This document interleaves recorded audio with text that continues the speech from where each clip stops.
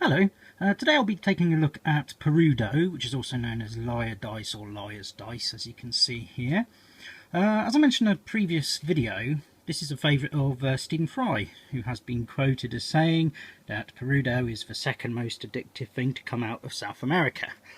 In his case, as he'll be the first to admit, he's referring to Peruvian marching powder as the most addictive. But anyway, we won't dwell on that. If you want to know more about that, then read one of his books.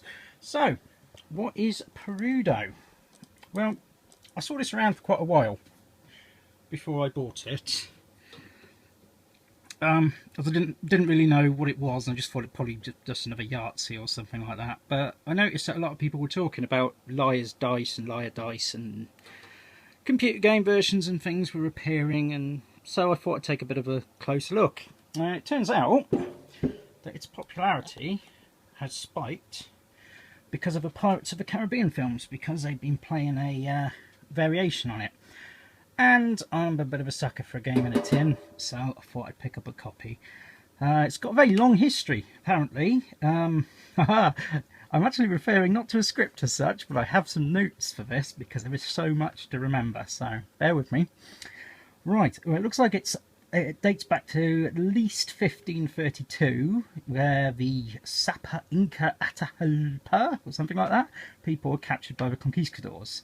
And this was a game that the captives played while they were in captivity, and so its popularity spread. I suppose the people went back home and they'd seen it played and they shared it with their family and friends, and on it went. So it's very popular still in Peru and Spain, and it's got gaining quite a following around the world now.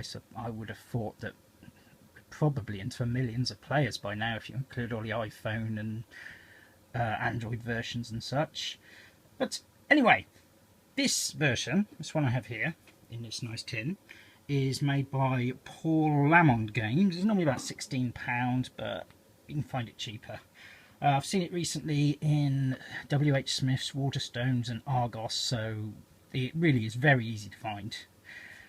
So let's have a look at what you get. Well, as well as a nice tin, everything comes in this rather pretty bag, Perudo written on it, and you get 6 dice cups, 5 dice in each colour, and a lid for the blue cup, so you can keep all your dice safe. And rather nicely, all the cups slide inside each other and the whole thing slips into here. But this isn't just for show, this has a use in the game, which we'll get to.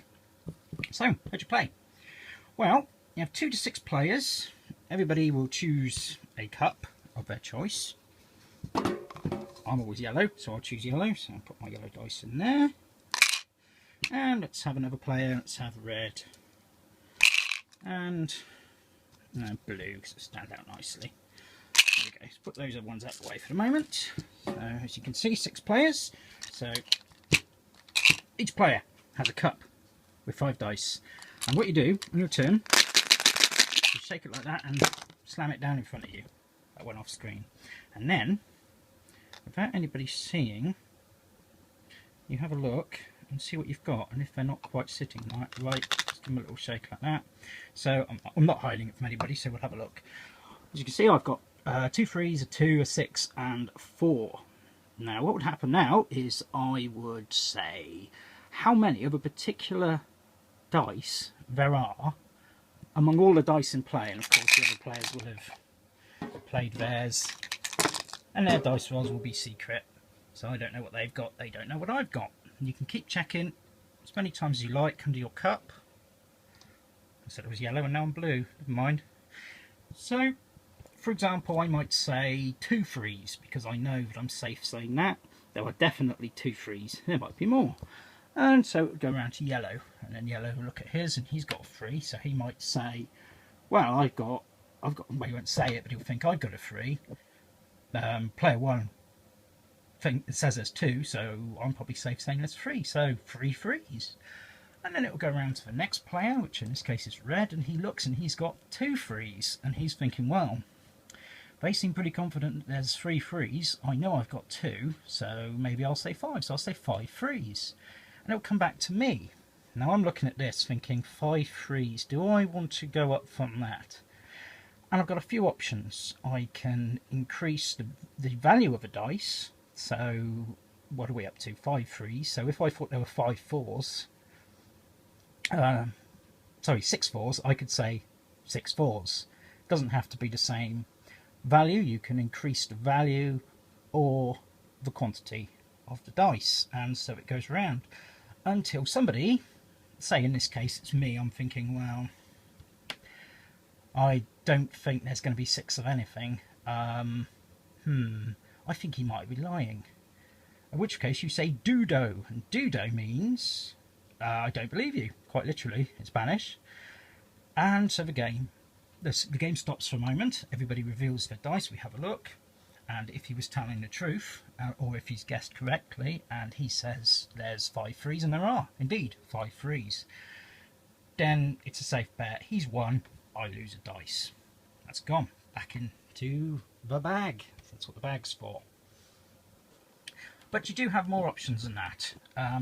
Ones, which count as aces, are wildcards in Perudo. So you would add them up. So as we were, if I put that back for a moment, we've actually got, let's see, I've got 2 threes. So that's 2, 3, count the ones as well. 4, 5, 6, 7. So there's 7 threes in play. So I was actually completely wrong. I could have said 6 threes and I would have been safe. And it goes on and on like that. For each player, each round, whoever has previously lost a dice, in which case it's me, I would then be the first player for the following round. We do the same. We put the dice in, take them again, keep them secret, and so on round the table. The other option you've got is, if we go to the same situation again, put that there. Say it was Red had said 6 threes, and I think, well, I don't think there's 6 of anything. I don't really want to say the 7 of anything. What else can I do? Well, if I had an ace, a 1, I could say, well, actually I'd have to have half the number of the previous bid rounded up, so that was 5.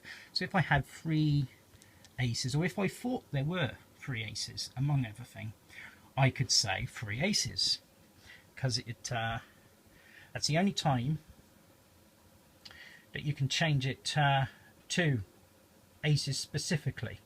Now the following player, they can carry on and they can increase the number of aces, or they can look back at the highest previous bid, which was 5 threes, and they could choose to carry on from there instead. So they've got the option to either up my bid or up the previous bid, and so it goes on. Now, if it was just that, that would be fine. That's quite a lot of game there. I don't know how well I've explained that, but when you play it, it makes a lot of sense. But if a player comes down, or rather when a player gets down to their last dice, I'm just having a look and reminding myself what it is called, and there's one player, Palifico or Palifico or something. When you've only got 1 dice left, so say I've had a really bad run and I've lost all of my dice except 1. There we go, I've got 1 dice left. Obviously, I just lost a dice, so I'm going to be starting this round. I'm declared Palifico. I haven't found out what that means, I forgot to look that up. But it basically means everybody is going to know that I only have 1 dice left, and so the rules have changed slightly. So I'd have a look. I see I've got a 5, keep it secret, got a 5. I can name anything I like. It doesn't have to be my 5. But on subsequent bids for the other players there, they are not allowed to up the value if somebody has declared Palifico, which you have to if you just got down to your last dice. So they might say 2 5s, 3 5s, 4 5s, whatever, but you can't go to 6s like you normally would be allowed to. Or aces, I believe. I'd have to check that actually. No, I've remembered, you definitely can't use aces on a Palifico round, except for the player who has been declared Palifico. Right? Oh, it sounds so complicated when you say it. But it basically means that they can't just bully you out of a game by deliberately outbidding you. So it kind of adds a little bit of evenness to the game. So that's basically it. You keep going around, and each round somebody is going to lose a dice until finally you end up with a winner with 1 dice. Now, there's one other thing. If you've previously been down to your last dice and declared Palifico and survived that round somehow, if another player declares Palifico, players who have previously declared it, and only them, are allowed to change the value of the dice, increase the value of the dice during someone else's Palifico round. But you can only do that once during a game. So it's just another little extra thing. I usually forget about that rule when we play. It's been quite a while since I played it. I had to have a bit of a refresher with the rules to have a look. I seem to have lost a yellow dice here. What have I done with that? Never mind. Ah, there it is.